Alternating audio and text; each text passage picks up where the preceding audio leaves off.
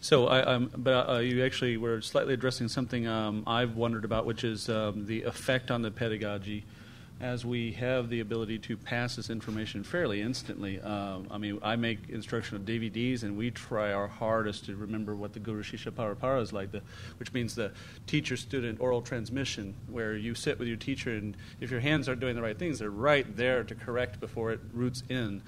Do you see some things like that beginning to show up more often, or what are your thoughts?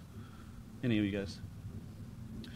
Shortcomings from trying to learn it so fast, insta-learning of things that everyone else put their whole life into. Well, of course, now we have one of the things that's moved that along quickly is tape recorders. Mm-hmm.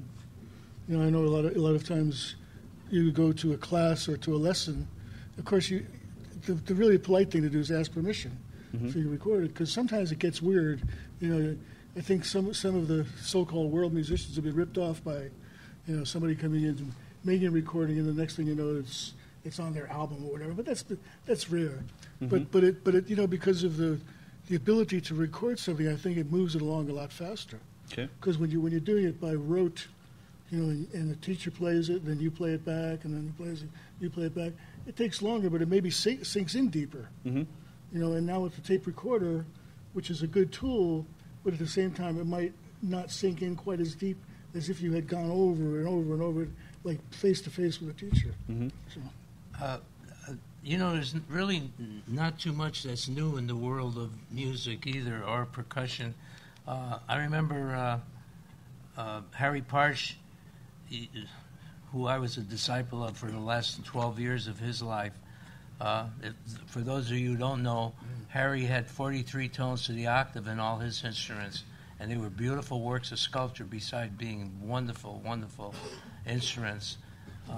And I just became a disciple because they were marimbas and xylophones that played tones in between the tones, and I fell in love with that immediately, and didn't understand much of it, but I met someone that taught me the 31 system. He had 43, but the 31 is so incredible.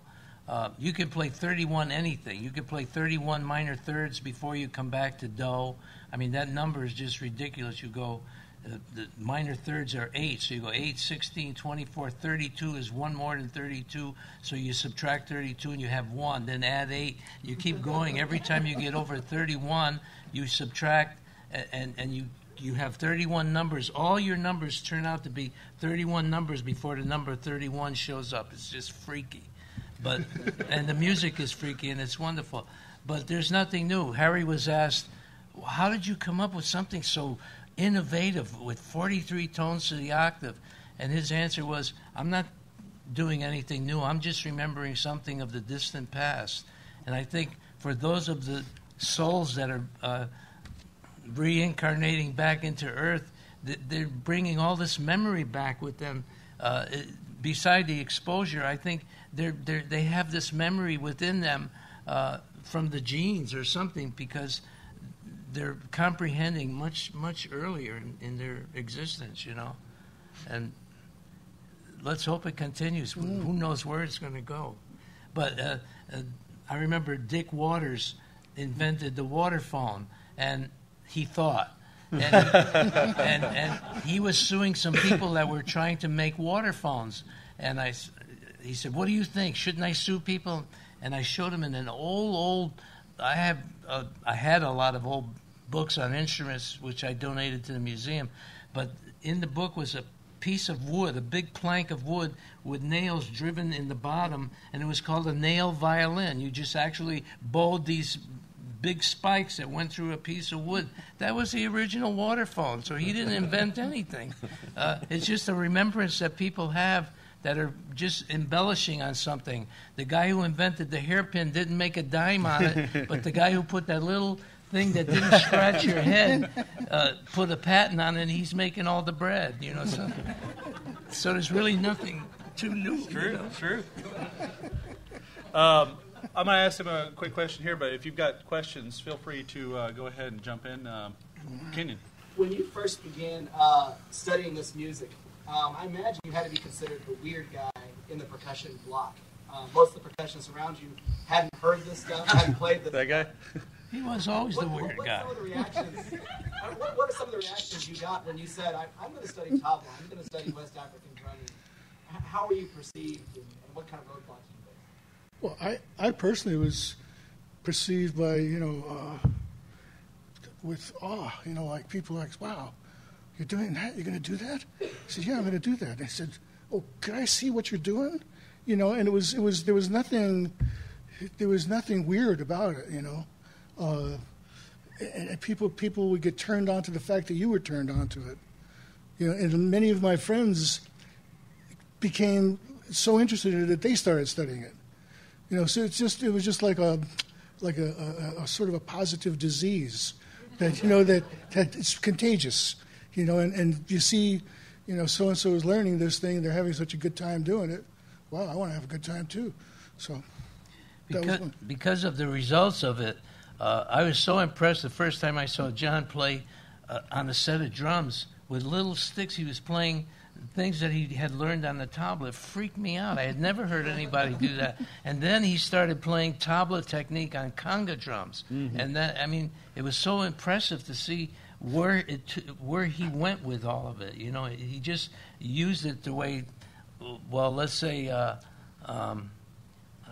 Srilak and people like that are doing now. Mm-hmm. They've embellished on this thing to bring it into Western instruments. It's very impressed to see that. Well, it's been a lot of fun too. Yeah, it really has. It's really been an enjoyable experience. I think. Don't you feel that way, Bob? What you've done has been fun to do. It's been fun and exciting. Mm. I think.